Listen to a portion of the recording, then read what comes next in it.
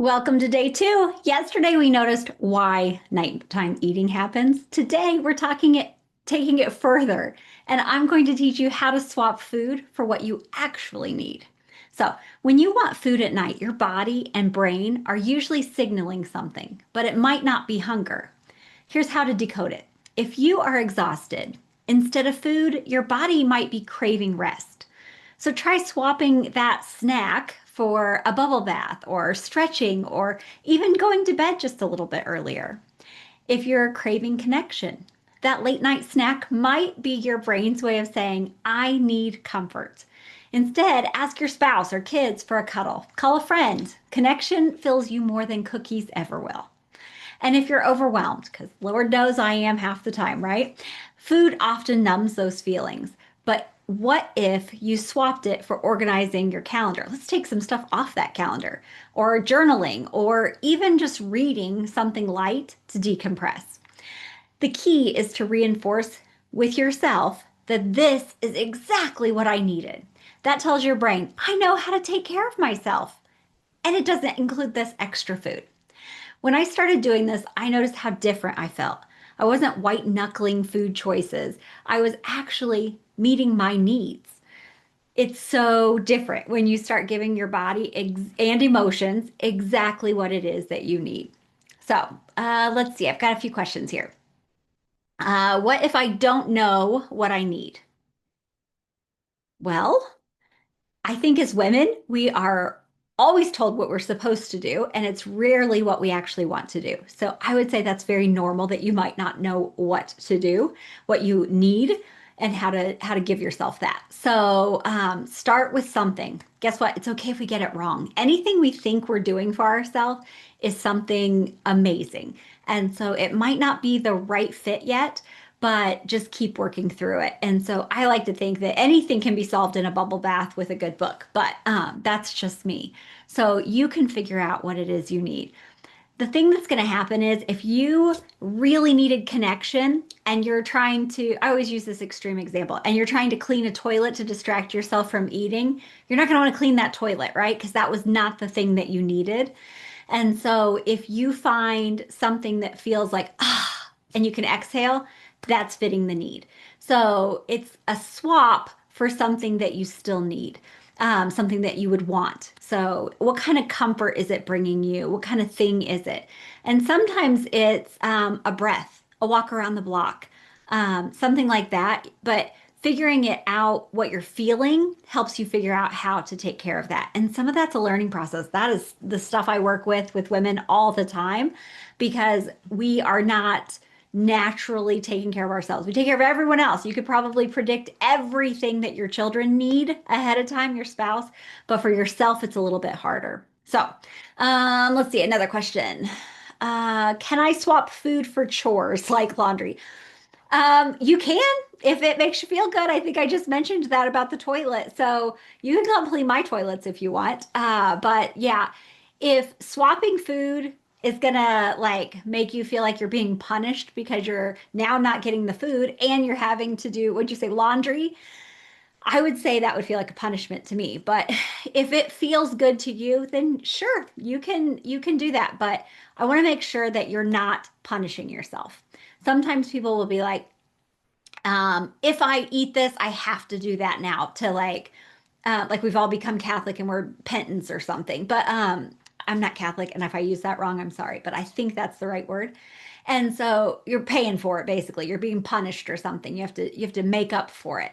And that's not what this is. And so if you swap out a food, it should be meeting a need. It should definitely bring you delight. And if laundry or toilets or whatever do that, then yes, you can swap that out. But just caution, if it feels like punishment, then that's probably not a good swap because I would give up cleaning the toilet or the laundry and go back to food myself even. So let's see, I have a couple more. What if my family snacks at night? How do I avoid it? You can do a few different things. So when I work with my clients, we figure out, is that snack that important? And nighttime eating, like even with dinner, sitting down at the table together, you can be in the room with them, even if they're snacking and you're not. If it's something you really want, like you really want to be part of that snack, excitement, right? Then make sure that you're hungry. No, if you know that every Friday night is family movie night and we always make popcorn, leave some extra room. Make sure that you're hungry when you go. Plan for it ahead of time. But if your family are snacking, it's not a personal judgment against you. They're not most of the time. They're not intentionally trying to sabotage your weight loss. They are snacking. I mean, I did it for years. And so sometimes I still have snacks at nighttime because sometimes that's part of the event of the nighttime, but it doesn't need to be the event every nighttime. And so I guess that would be what I would say. Like, is it going to make a difference if you miss out on the snack? You can still hang out with them. And only you can decide that. And so if it is something, then just make sure you're hungry. So you eat a little less for lunch, or maybe the snack is your dinner, or you swap out dinner for that and you eat a little less at dinner, is I guess what I meant to say. So I hope that answers your question.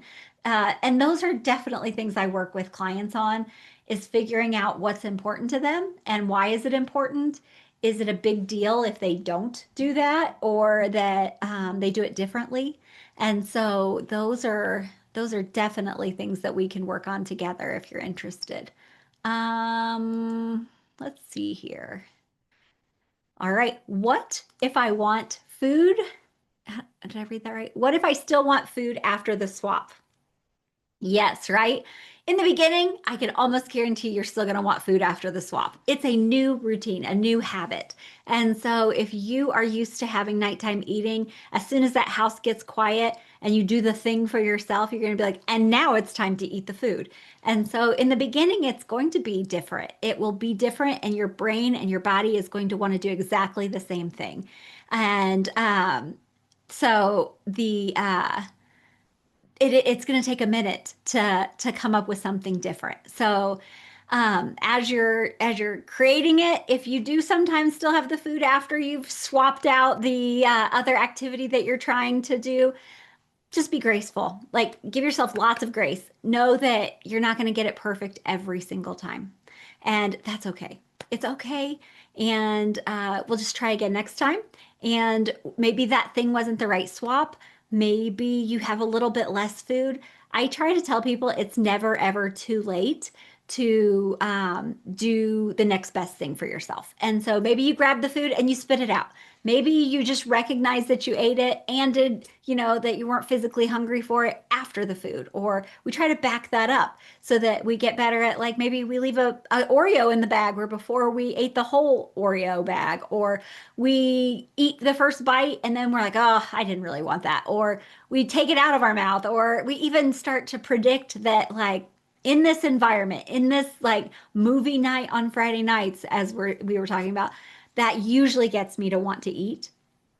And so when you start realizing things like that, you can start predicting that too. So then you can set yourself up even ahead of time for success for that night before it ever happens. That's the kind of thing, like planning ahead, knowing I'm probably going to be snacky. Or mine a lot of times is if I've had a real stressful day, especially if I'm home by myself that night, I know ahead of time I'm probably going to be wanting something to calm down the stress. So I can plan ahead, like, what is it that I can plan even before I get home, knowing that I'm probably going to be stressed when I get home. I know my habit is to sit by myself in the eating chair or whatever it is, right? Curled up in bed watching TV and munching on your favorite snacks. And so mine used to, honest to goodness, be binging, and I would go back and forth between sweet and salt.